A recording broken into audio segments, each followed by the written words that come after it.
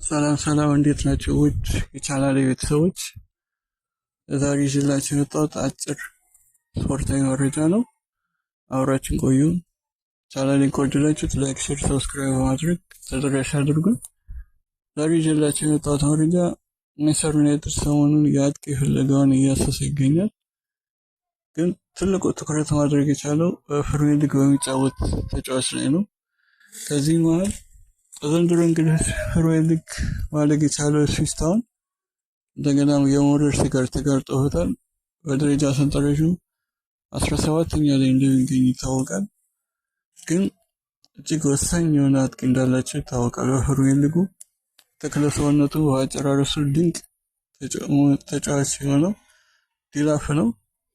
ይህንንም ማንቸስተር ዩናይትድ እጅግ አትኩሮ እየተመለከተ ይገኛል እና ማንቸስተር ዩናይትድ የቼልሲ ኢላማ የሆነውን ሊያም ዲላፍን ከኢፕስዊች ታውን ለማስፈረም የውስጥ ድርድር እያደረገ እንደሚሆን ተገልጿል።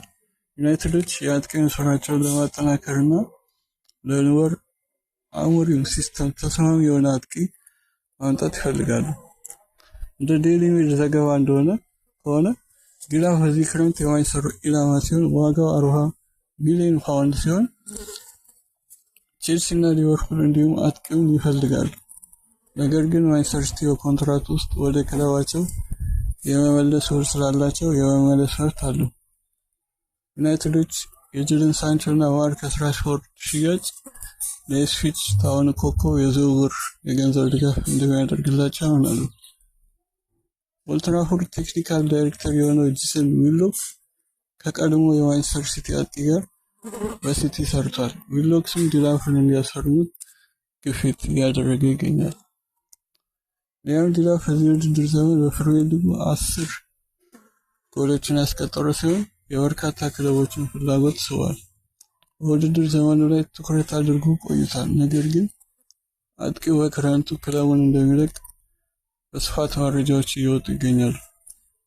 ናው ዩናይትዶች ጆሹዋ ዚርክዜን እና ራስሙስ ሆይሉንድን ቢኖራቸውም ሁለቱ የፊት አጥቂዎች ኦልድ ትራፎርድ የሚፈለገውን ያህል እንቅስቃሴ ማድረግ አልቻሉም።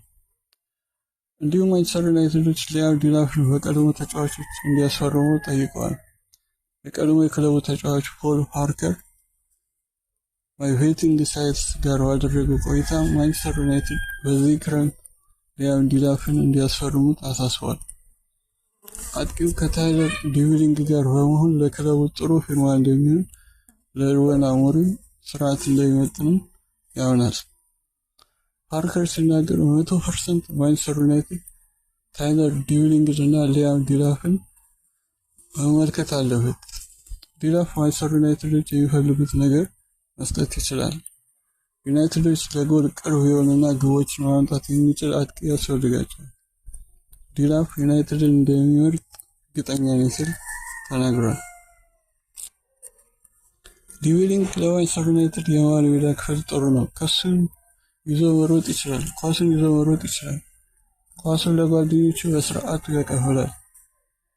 የግብ ዕድሎችን ይፈጥራል። ጎሎችን ማስቆጠር ይችላል። ዩናይትድ ሁለቱንም መመልከት አለበት። ነገር ግን ትንሽ የተሻለ ነገር ወደሚሰሩበት ክለብ መሄድ ከፈለጉ ምርጫቸው ዩናይትድ ሊሆን ይችላል። ነገር ግን ለራሳቸው ሲል መመስረት ከፈለጉ በማንቸስተር ውስጥ ማሳካት ይችላሉ ሲል ስለ ሁለቱም ተጫዋቾች ተናግሯል። ለዛሬ ያስኩላችሁ መረጃ ይህን ይመስላል። ስለተከታተላችሁኝ አመሰግናለሁ።